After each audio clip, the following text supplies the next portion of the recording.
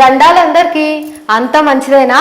నేను మీ NIN media ఇచ్చంత్రం ముచ్చట్ల లతక్కను వార్తలు పట్టుకొని వచ్చిన. ఇక ముచ్చట్లు షురూ చేద్దాం పాండి. కాకి పిల్ల కాకికి ముద్ద అన్నట్టు నిర్మలవ బడ్జెట్ బీజేపీ బలగానికి తప్ప దేశంలో వాళ్ళకు నచ్చలేదు. నిర్మలవ మీద దేశమంతా బగబగా బుగబుగ పంపకాలు పసందుగా లేవని ప్రతిపక్షాలు పటపట పండ్లు కొరుకుతున్నారు. కష్టం చేసేటోనికి బీజేపీ సర్కారు నెత్తి మీద షెడగోపం పెట్టిందని సిపిఐఎం పొలిటికల్ బ్యూరో కూడా గట్టిగానే చెప్పబట్టే. తెలంగాణకు బీజేపీ ఇచ్చింది గాడిద గుడ్డేనని మళ్ళొక బాలి నిరూపణ చేసింది నిర్మలవ్వ అని ఓ వరదల్లే వంగుతున్నాయి విమర్శలు. ఇవాళ ప్రతిపక్ష పోళ్ళంతా ఢిల్లీలా నిరసన చేద్దామని సుత మాట్లాడుకుంటున్నారు. ఇదంతా మంచిగానే ఉన్నది కానీ మరి వీళ్ళందరి గురించి నిర్మలవ ఏమంటుందో కూడా తెలుసుకోవాలి కదా. మీరు చెప్తా చూడుర్రి. బడ్జెట్ సమావేశాలలో అన్ని రాష్ట్రాల పేర్లు చెప్పనీకే ఎట్లా కుదురుతుంది? ఈ విషయం ఈ పెద్ద మనిషి మల్లికార్జున ఖర్గేకు తెలియదా? అయినా 2 రాష్ట్రాలకే బడ్జెట్ కేటాయించినామని జనాలు అనుకొని మమ్మల్ని తిట్టుకోవాలనే కదా ప్రతిపక్షాలు ఇట్లా లేనిపోని నిందలేస్తున్నాయి. ప్రతిపక్షాలు ఇట్లా ప్రశ్నించడం ప్రజాస్వామ్యానికే దగదని చెప్పుకొచ్చింది అవ్వ. అయితే నువ్వు ఎన్ని కలరింగులు చేసినా కానీ నువ్వు మా కొంపకు మస్తు మంట పెట్టినవు తల్లి, నీకో దండమని నిర్మలవను నెట్టనలు ఇర్రమర మీరుస్తున్నారు. మీరేమన్నానురి కానీ ఒక్కటైతే నిజముల్లా, పాలకులు ఎప్పటికైనా ఒక్కటే. పార్టీలు వేరైనా, పద్ధతులు ప్రాపగాండాలు వేరైనా, రాజకీయం తెలుసుకున్నోళ్ళంతా ఒక్కొక్కళ్ళు ఆత్మబంధువు లెక్కనే చూస్తారు. రేవంత్ అన్న 2023 అసెంబ్లీ ఎన్నికలకు ముందు తెలంగాణలో ప్రచారాలకు తిరుక్కుంట బీఆర్ఎస్ పార్టీ మీద లీడర్ల మీద మస్తుగానే విషం నింప చూసిండు జనాలల్లా.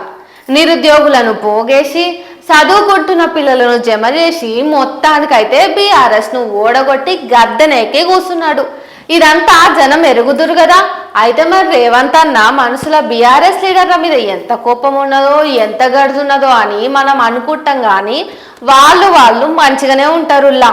అవు మళ్ళా ఇవాళ బీఆర్ఎస్ లీడర్ కేటీఆర్ పుట్టిందినం అందరూ హ్యాపీ బర్త్డే చెప్తున్నారు. ఇందులో ఇచ్చంత్రం ఏమున్నది అనుకుంటున్నారా? ఏం లేదు, రేవంత్ అన్న కేటీఆర్ సార్ కు హ్యాపీ బర్త్డే చెప్పి దోస్తు లెక్కనే కట్అవుట్ ఇచ్చిండు. అమ్మదీనమ్మ ఇల్లే నయం కదరా. రాజకీయంలా ఎన్ని కిరికిరులున్నా మళ్ళా సాత్ ఉంటారు. జనాలే పిచ్చోళ్ళు. వీళ్ళ మాటలు పట్టుకొని ఒకరి మీద ఒకరు వైరం పెంచుకుంటారు. జనాల్ని పిచ్చోళ్ళని చేసి వాళ్ళ దోస్తానను నడుపుకుంటారు. చిన్నపిల్లలకు కూడా మనసు ఉంటదుల్లా, వాళ్లకు కూడా ఇష్టాలు ఉంటాయి.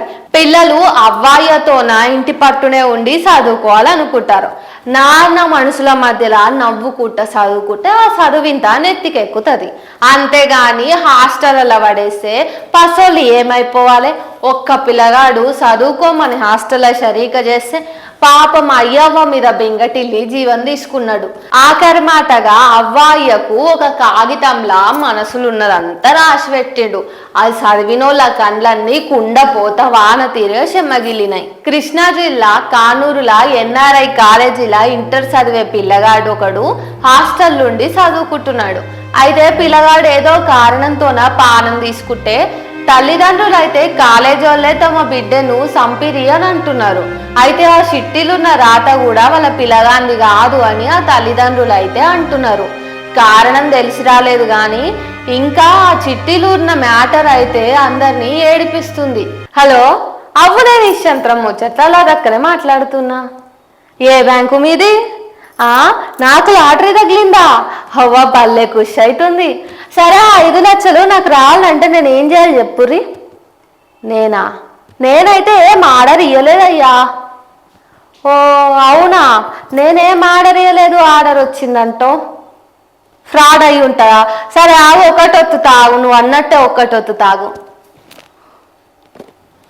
ఒకటొత్తినా 5 లక్షలు వస్తాయా? సరే బిడ్డ, 5 లక్షలు వస్తున్నాయి. ఇదేంది పైసలు పోయినాయి? అయ్యా, నా పైసలకి ఏమైంది?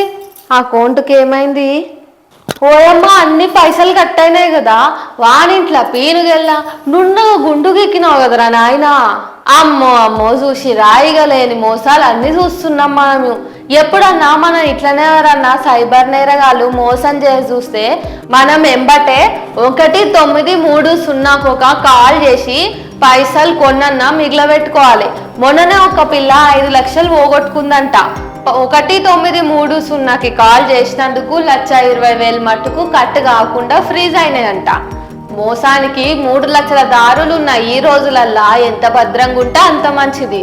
టైం అయిపోయింది, మళ్ళా రేపు కలుస్తా. పైలం మరి.